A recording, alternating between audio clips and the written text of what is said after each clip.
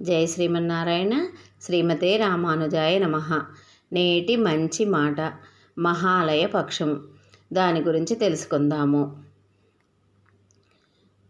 భాద్రపద మాసంలోని కృష్ణపక్షము పితృదేవతలకు అత్యంత ఇష్టమైన కాలము. మహాలయ పక్షము పితృదోషాలు పోగొట్టుకోవడానికి చాలా అద్భుతమైన సమయము. ఈ పక్షంలో పితరులు అన్నాన్ని ప్రతిరోజు జలమును కోరుతారు. తండ్రి చనిపోయిన తిథి రోజున మహాలయ పక్షంలో శాస్త్ర విధులు నిర్వర్తిస్తే పితృదేవతలంతా సంవత్సరమంతా తృప్తి చెందుతారు. తమ వంశాభివృద్ధి జరుగును. వారు ఉత్తమ గతిని పొందుతారు. ఈ విషయాలన్నీ నిర్ణయ సింధువు, నిర్ణయ దీపిక గ్రంథముల ద్వారా పేర్కొనబడినవి. భాద్రపద మాసంలో శుక్లపక్షము దేవపదము, కృష్ణపక్షము పితృపదము. అదే మహాలయ పక్షము. మహాలయము అంటే మహన్ ఆలయ, మహల్ లయ, మహల్ ఆలం యాతీతవ అనగా పితృదేవతలకు అది గొప్ప ఆలయము. పితృదేవతల యందు మనస్సు లీనమగుట, పుత్రులిచ్చే తర్పణాదులకు పితృదేవతలు తృప్తిని పొందుట అని అర్థములు. అమావాస్య అంతరార్థము. అమ అంటే దానితో పాటు, వాస్య అంటే వహించటం.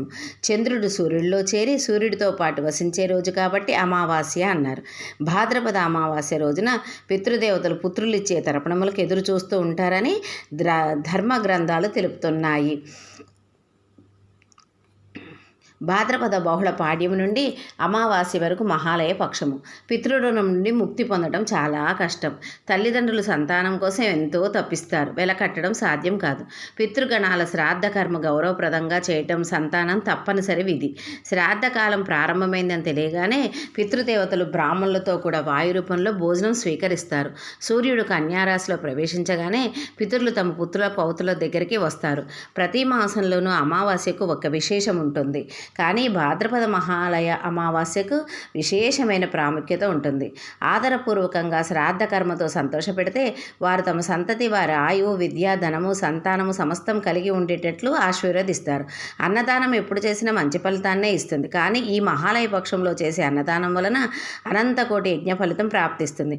అలాగే మఖా నక్షత్రం పితృలకు సంబంధించింది కనుక ఆ రోజు చేసిన శ్రాద్ధ కర్మ అక్షయ ఫలితాన్ని ఇస్తుంది.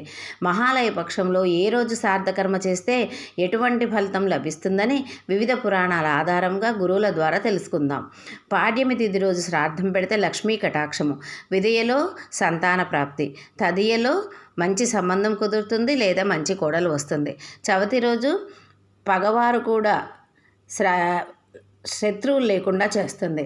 పంచమి రోజు సకల సౌభాగ్యాలు కలగజేయను. షష్ఠి రోజు ఇతరులకు పూజనీయులుగా చేయును. సప్తమి రోజు పరలోకంలో ఒక దేవగోష్ఠికి నాయకునిగా చేయును. అష్టమి రోజు మంచి మేధస్సును చేకూర్చును.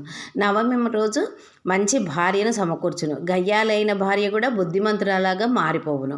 దశమి తిథి రోజు కోరికలు నెరవేర్చును. ఏకాదశి రోజున సకల వేద విద్యా పారంగతులను చేయును. ద్వాదశి రోజున స్వర్ణములను స్వర్ణాభరణములను సమకూర్చును. త్రయోదశి రోజున సత్సంతానాన్ని, మేధస్సును, పశుపృష్టి సమృద్ధి, దీర్ఘ ఆయుష్ మొదలగు సౌభాగ్యములను సమకూర్చును. చతుర్దశి తిథి రోజున వస్త్రం లేక అగ్ని.